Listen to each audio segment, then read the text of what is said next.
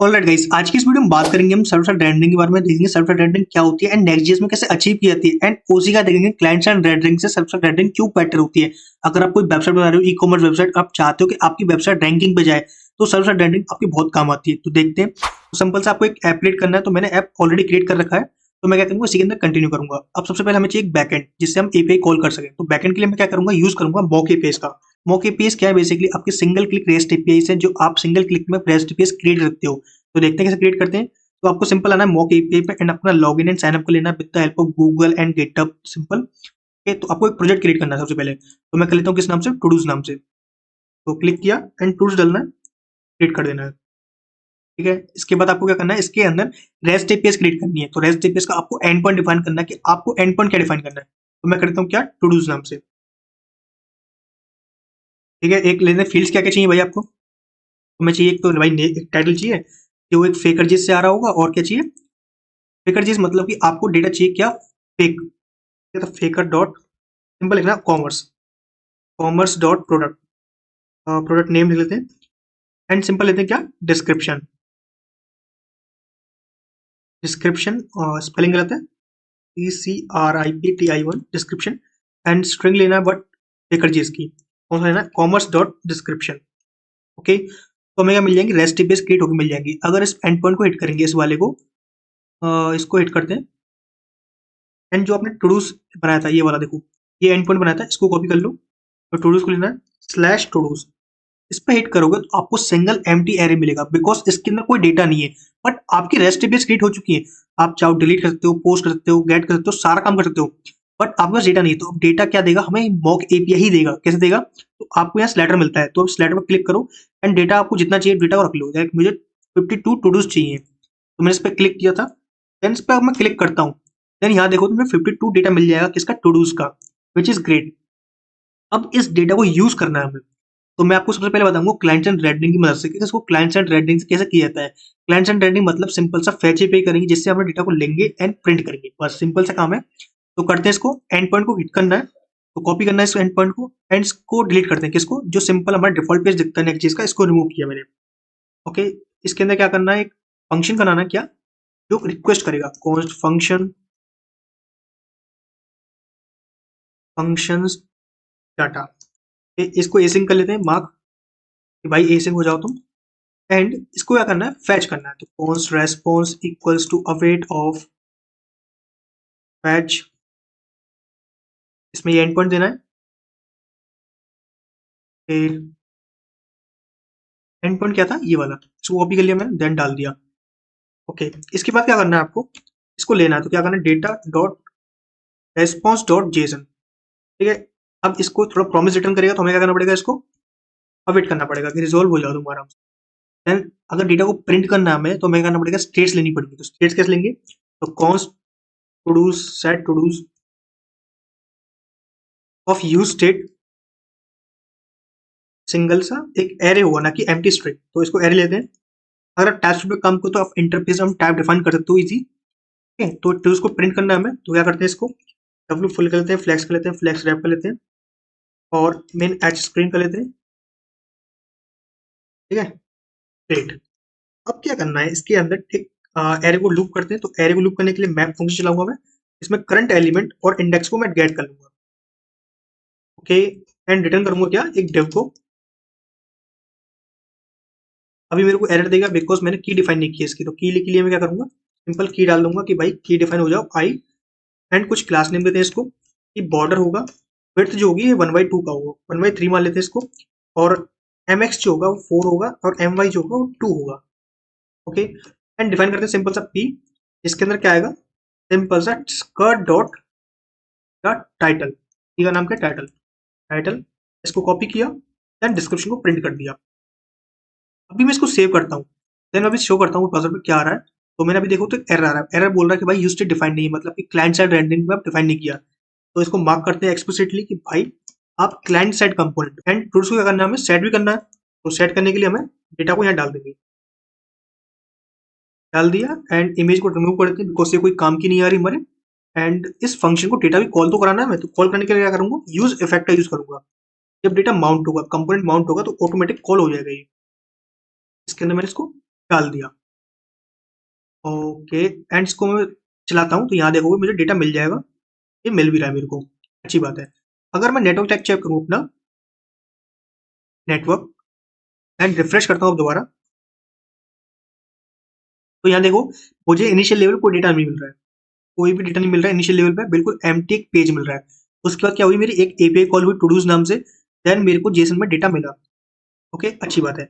अब इस काम को अगर मान लो मैं सर्वर रेंडरिंग से करता तो मेरे को क्या इम्पैक्ट पड़ता, और उससे पहले आपको बताना चाहूंगा कि ये जो आपकी बनाया आपने, अगर इसका रिसोर्स चेक करते हो, सोर्स चेक करते हो, तो इसके अंदर एक आपको डेटा फाइंड करना है, कौन सा, इलेक्ट्रॉनिक फ्रेश बाइक। ठीक है, कंट्रोल एफ करो एंड वी करो, ये डेटा कहीं पर भी दूर दूर तक नहीं मिलेगा। अब क्यों नहीं मिलेगा, क्योंकि भाई आपने क्लाइंट साइड रिक्वेस्ट की है। अब क्लाइंट साइड में क्या होता है कि डेटा आपको जब मिलता है जब क्लाइंट रिक्वेस्ट करता है, क्लाइंट ने रिक्वेस्ट की जब मिलता है। ठीक है, अब मैं इसी चीज को अब सर्वर साइड रेंडरिंग करके दिखाता हूँ, देन इसको दोनों कंपेयर करेंगे कि दोनों में कौन सी बेटर है और दोनों में कौन सी बेटर में यूज करनी चाहिए। तो करते हैं इसको। तो इस पेज को मैं कॉपी कर लूंगा पूरे को एंड एक फोल्डर क्रिएट करता हूँ किस नाम से, टूडूज नाम से। बाय द वे गाइस, एक चीज और बताना चाहूंगा, अगर मान लो आपको ऐप डायरेक्टरी यूज कर रहे हो और आपको ऐसा फोल्डर क्रिएट करना है जो म्यूट हो, मतलब कि उसको एक्सेस ना किया जाए, तो आप सिंपल उसको पैरेंथेसिस के अंदर डाल दो ऐसे, तो क्या हो, एक्सेस नहीं होगा। कब एक्सेस होगा, जब आप पेजेस के अंदर काम करोगे, उसके अंदर काम करो तब काम करेगा, बेसिकली राउट से एक्सेस नहीं होगा।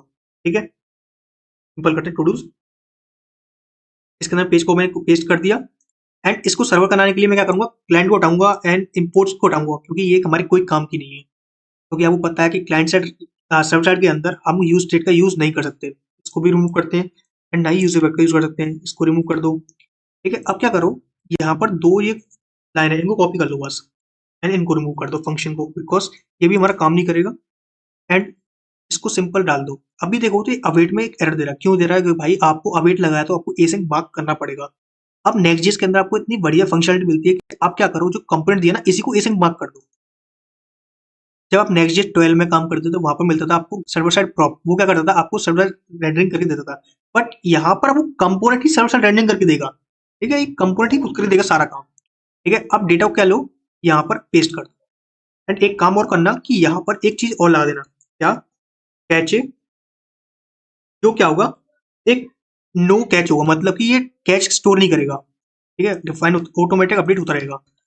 अब देखोगे यहाँ पर, इसको कॉल कराते हैं, तो इसको मैंने यहाँ कॉल कराते हैं, यहाँ पर इसको रिमूव किया, टूडूज नाम से मेरा फोल्डर है, टूडूज नाम से, उसके अंदर पेज फाइल है एंड दैट डेटा प्रिंट होकर मिलेगा। तो इसको कॉल किया मैंने, तो यहाँ देखो तो इस फाइल में और इस फाइल में दोनों में कोई अंतर नहीं है। ठीक है, एक काम करते हैं, एक H1 हेडिंग लगाते हैं, तो एक H1 लगाया मैंने, H1 hello React JS SSR, और इसको लगाते हैं क्लाइंट साइड रेंडरिंग की CSR। अभी हमारी हेडिंग मिल जाएगी। एक काम और करते हैं कि जो हमारी सीरीज थी इसको हम रिमूव कर देते हैं, बिकॉज ये थोड़ा डर्टी फील कर रहा है अपनी वेबसाइट को। तो इसको मैंने रिमूव किया एंड इसको सेव भी करना है, फाइल को सेव कर दिया मैंने एंड यहाँ देखोगे तो ये मेरे को मिल जाएगा क्या, हेलो रिएक्ट जेस SSR, और यहाँ मिलेगा हेलो रिएक्ट जेस CSR। अगर इसको इंस्पेक्ट करोगे एंड नेटवर्क चेक करोगे इसका, अब मैं आपको दिखाता हूँ कि इनिशियल लेवल पर दिखता क्या है। एंटर करो इसको, देखो ये पहला पेज दिख रहा है, आपको लोकल होस्ट एक पेज आइकन मिल रहा है, इस पर क्लिक करो एंड देखो आपको क्या मिल रहा है, हेलो रिएक्ट जेएस CSR, और उसके अलावा इस पेज में कोई भी डेटा नहीं मिल रहा है। ठीक है, अब सेम इसी चीज को उस पर चेक करो, किस पर, इस सर्वर साइड रेंडरिंग पे इंस्पेक्ट करो, देन नेटवर्क पे आओ, इसको रिफ्रेश करो एक बार। रिफ्रेश करने के बाद किस पे आना है आपको, सिंपल जो आपका ये वाला आइकन है इस पे आए एंड यहाँ देखो आपको हेलो रिएक्ट जेएस SSR मिल रहा है, उसी के साथ आपको ये डेटा जो आपको दिख रहा है ना, वो डेटा आपको यहाँ शो हो रहा है। जब आपका यहाँ शो हो रहा है तो आपका शो कहाँ पे होना चाहिए, यहाँ पर। यहाँ पर आप देखोगे तो ये डेटा जो आपको यहाँ दिख रहा था वो डेटा सेम आपको यहाँ दिखेगा। देखो ये मिल रहा है पूरा डेटा, तो कितना डेटा मिल रहा है, नीचे वाला मत जाओ, ऊपर वाला देखो यहाँ तक।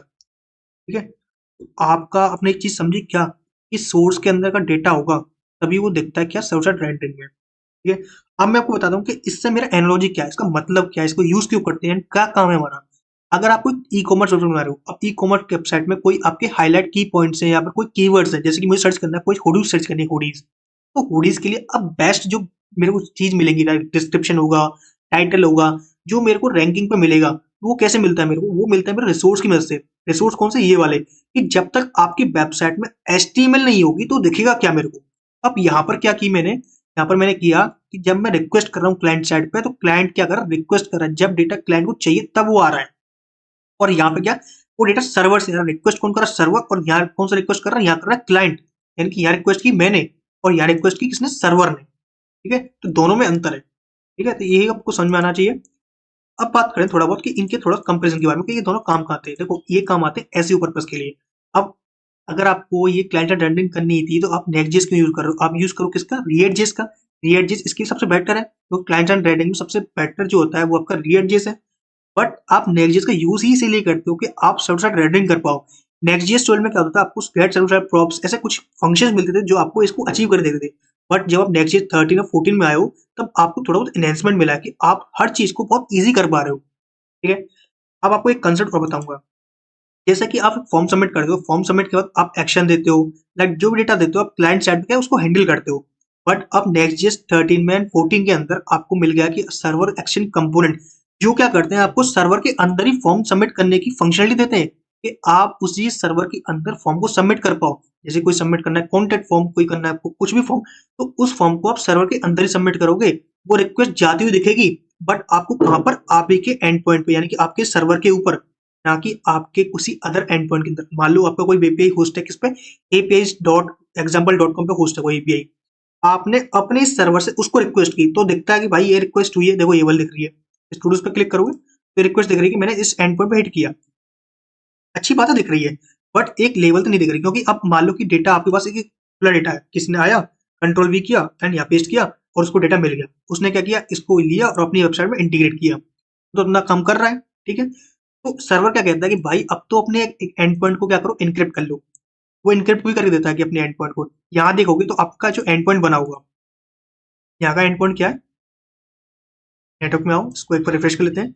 रिफ्रेश करने के बाद देखोगे तो एंड पॉइंट कौन सा है आपका, ये वाला HTTP लोकल 3022। ये क्या कहता है कि भाई मैं आपको पेज दूंगा, आपको मैं डेटा नहीं दूंगा, आपको मैं दूंगा HTML प्रिपेयर्ड पेज। तो आपको यहाँ दिख भी रहा है, यहाँ देखोगे तो यहाँ प्रीव्यू कुछ नहीं दिख रहा, रेस्पॉन्स कुछ नहीं दिख रहा, पेलोड के अंदर, सॉरी गलत हो गया, ये रिफ्रेश करते हैं एक बार, और उसके अंदर आओगे तब देखो यहाँ पर रेस्पॉन्स में आपको कुछ भी मिलता है, HTML मिलता है पूरा पूरा, ये पूरा का पूरा HTML मिलता है। बोलता है कि भाई मैं आपको HTML दे सकता हूँ, मैं आपको डेटा नहीं दूंगा। और ये क्या बोलता है कि भाई मैं आपको डेटा दूंगा, तो अब डेटा को लो और अपने हिसाब से काम करो। और ये बोलता है कि मैं HTML दूंगा। ठीक है, तो आई होप गाइस आपको मालूम पड़ा क्लाइंट साइड रेंडरिंग और सर्वर साइड रेंडरिंग में क्या अंतर है, दोनों में क्या डिफरेंशिएट है। तो गाइस अगली वीडियो में बात करेंगे हम सर्वर एक्शन कंपोनेंट्स के बारे में, बहुत इंपॉर्टेंट वीडियो हो और काफी ज्यादा मजा आएगा। तो अभी इस वीडियो को इतना ही रखते हैं गाइस। एंड गाइस बताना चाहूंगा, एंड प्लीज अगर आपने चैनल को सब्सक्राइब नहीं किया तो प्लीज चैनल को सब्सक्राइब कर लो एंड दोस्तों शेयर जरूर करना। एंड गाइस वीडियो को लाइक जरूर करना। अभी के लिए इस वीडियो में इतना ही guys. Thank you so much guys for watching this video and I will see you next time.